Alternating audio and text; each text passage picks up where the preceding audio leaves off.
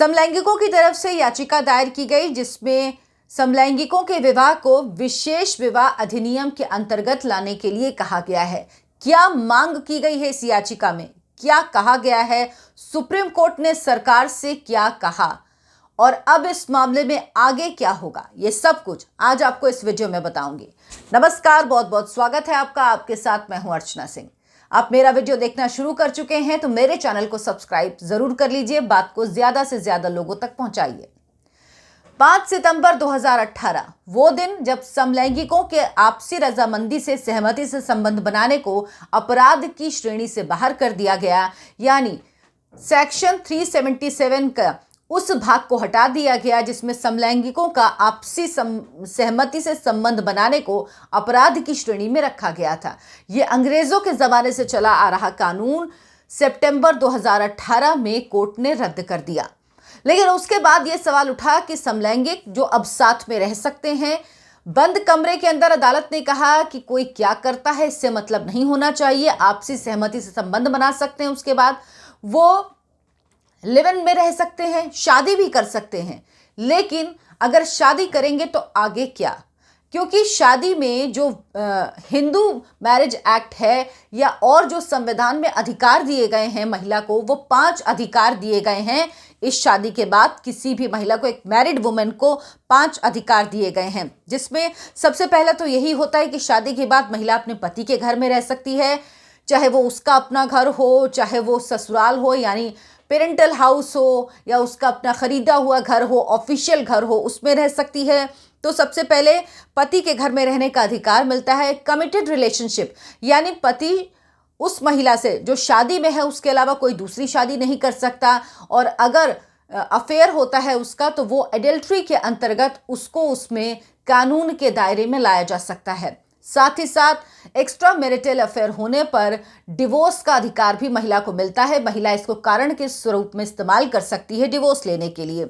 Child maintenance का अधिकार मिलता है। इसके अलावा मेंटेनेंस का अधिकार, उस महिला को भी मेंटेनेंस का अधिकार मिलता है। ये सब कुछ एक महिला को मिलता है। लेकिन ये सब अगर LGBT समुदाय के 2 लोग आपस में शादी करते हैं तो उन पर ये सब लागू नहीं होता, उनको इनमें से अधिकार नहीं मिलता।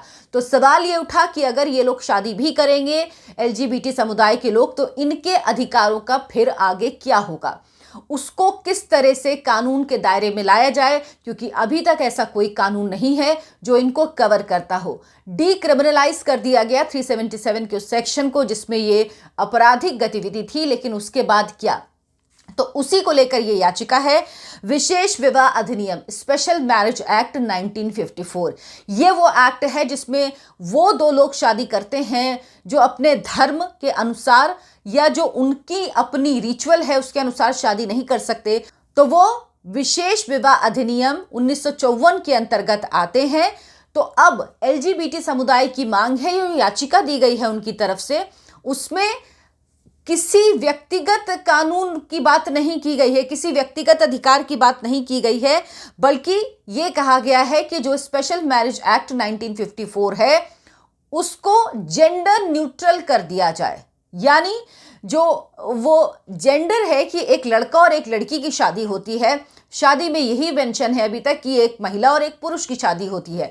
लेकिन अब ये कहा जा रहा है क्योंकि ये विशेष विवाह अधिनियम के अंतर्गत आएंगे, इसीलिए इस जो अधिनियम है 1954 का स्पेशल मैरिज एक्ट, इसे जेंडर न्यूट्रल कर दिया जाए। अगर ये जेंडर न्यूट्रल हो गया तो उसके बाद ये समस्या खत्म हो जाएगी। तो जो विशेष विवाह अधिनियम के अंतर्गत महिला को, पुरुष को अधिकार मिलते हैं, वही अधिकार उन लोगों को भी मिलेंगे। लेकिन इसमें भी कई समस्याएं होंगी। इसमें कैसे तय होगा कि फीमेल पार्टनर कौन सा है, मेल पार्टनर कौन सा है, या दोनों पार्टनर्स के किस तरह से अधिकार तय होंगे, ये भी मुश्किल आ सकती है। लेकिन अभी जो याचिका है उसमें सिर्फ यही मांग की गई है कि 1954 के स्पेशल मैरिज एक्ट को जेंडर न्यूट्रल कर दिया जाए। ये याचिका सुप्रीम कोर्ट में है।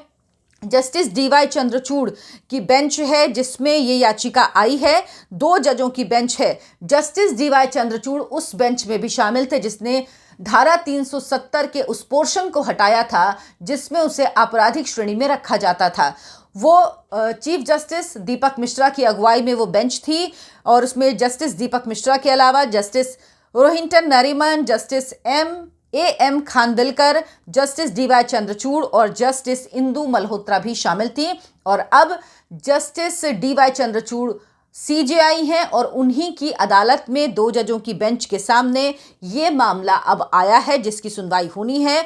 बेंच में दूसरी जज जस्टिस हेमा कोहली हैं और जितने बाकी हाई कोर्ट में इनसे जुड़ी याचिकाएं दायर की गई हैं, दिल्ली केरल के कई हाई कोर्ट हैं, इसके अलावा और भी जितने हाई कोर्ट्स हैं, उनकी याचिकाओं को सुप्रीम कोर्ट ने अपने पास ही मंगवा लिया है। अब इसमें 2 चीजें हुई हैं। एक, सरकार से सुप्रीम कोर्ट ने जवाब मांगा है कि सरकार का इस बारे में पक्ष क्या है। दूसरी बात, सरकार भी ये चाहती थी कि जितनी याचिकाएं हैं उनकी सुनवाई सुप्रीम कोर्ट में ही हो, सुप्रीम कोर्ट के ही सामने ये सारी याचिकाएं दायर की जाएं और सुप्रीम कोर्ट ही इस मामले को सुने। तो अब सब याचिकाएं सुप्रीम कोर्ट के सामने हैं। सुप्रीम कोर्ट ने अब इस मामले में सरकार का पक्ष जानना चाहा है, सरकार से पूछा है कि वो क्या सोचती है, वो क्या कह रही है इस मामले में। तो अब सरकार को इस मामले को लेकर कोर्ट में जवाब दाखिल करना है कि क्या वो स्पेशल मैरिज एक्ट 1954 को जेंडर न्यूट्रल करने के लिए तैयार है या उसमें जो कॉम्प्लेक्सिटीज हैं उनको किस तरह से एड्रेस करेगी भी या नहीं करेगी। इसको लेकर संसद में भी चर्चा हुई और सुशील मोदी जो बीजेपी के नेता हैं राज्यसभा में, उन्होंने इसका भारी विरोध किया। उन्होंने कहा अगर ऐसा होता है, अगर इस शादी को, अगर LGBT समाज की शादी को कानूनी जामा पहनाया जाता है तो ये देश के सामाजिक ताने बाने को खराब करेगा, बहुत सारी समस्याएं पैदा करेगा, इसीलिए इसे किसी भी तरह से कानूनी रूप नहीं दिया जाना चाहिए। लेकिन DY चंद्रचूड़ उस बेंच में शामिल थे और DY चंद्रचूड़ जो CJI हैं उनके सामने ही अब ये मामला है। तो जस्टिस DY चंद्रचूड़ ने जब ये ऐतिहासिक फैसला दिया था तो उन्होंने कुछ बातें कही थी। उन्होंने ये भी कहा था कि इस समुदाय के लिए, LGBT समुदाय के लिए बुनियादी चीज बदलने की जरूरत है। सेक्शन 377 को अपराध मुक्त करना सिर्फ काफी नहीं है। उन्होंने कहा है इस सुनवाई के दौरान कि सिर्फ सेक्शन 377 को हमने अपराध मुक्त कर दिया तो सिर्फ इतना करना काफी नहीं होगा, इसमें और बहुत कुछ किया जाने की जरूरत है।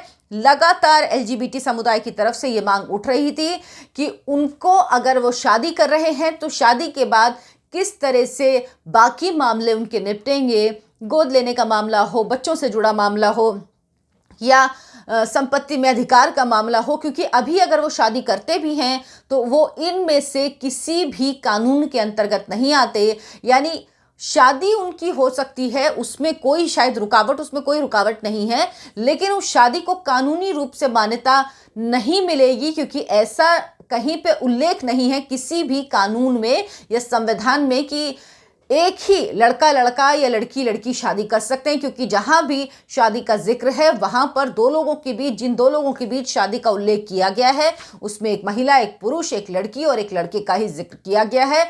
तो अब मांग की जा रही है कि जो स्पेशल मैरिज एक्ट है उसे जेंडर न्यूट्रल कर दिया जाए ताकि ये विशेषता ना रहे कि जब एक पुरुष और एक महिला शादी करेंगे तो उनको ये अधिकार मिलेंगे, बल्कि अगर ये जेंडर न्यूट्रल होगा तो ये सबको कवर करेगा, इसके अलावा किसी और बदलाव की जरूरत नहीं पड़ेगी। लेकिन अब जब सरकार अपना जवाब दाखिल करेगी तब देखना होगा सरकार उसमें क्या कहती है, क्योंकि सरकार का रुख जानना बेहद जरूरी है। जो बात कही गई है इस याचिका में कि जेंडर न्यूट्रल कर दिया जाए सिर्फ 1954 का अधिनियम, तो शायद ये इतना आसान नहीं है। ये इतनी आसान, क्योंकि उसके बाद और भी बहुत सारी इसमें जटिलताएं पैदा हो सकती हैं, जटिलताएं होंगी ही। तो सरकार उन सबको किस तरह से एड्रेस करेगी? क्या सरकार ने उनको एड्रेस करने का मन बनाया है या सिर्फ जो कोर्ट ने आदेश दिया था, सुप्रीम कोर्ट ने 5 सितंबर 2018 को कि 377 के उस सेक्शन को अपराध मुक्त कर दिया था जिसमें सहमति से संबंध बनाने को अपराध माना जाता था, सिर्फ वहीं तक सीमित रहेगी या अब बात शादी के बाद इनके अधिकारों की भी करेगी? क्योंकि जिस तरह से रुख रहा है बीजेपी के सांसद का राज्यसभा में, सरकार का रुख क्या होगा, सरकार कोर्ट में क्या जवाब देगी, जो जवाब दाखिल करेगी उसमें क्या कुछ होगा, ये देखना दिलचस्प होगा और उसके बाद ही तस्वीर पूरे तौर पर साफ हो पाएगी। अगर आपको मेरा वीडियो पसंद आया हो तो लाइक करें, शेयर करें और मेरे चैनल को सब्सक्राइब जरूर कर लें। नमस्कार।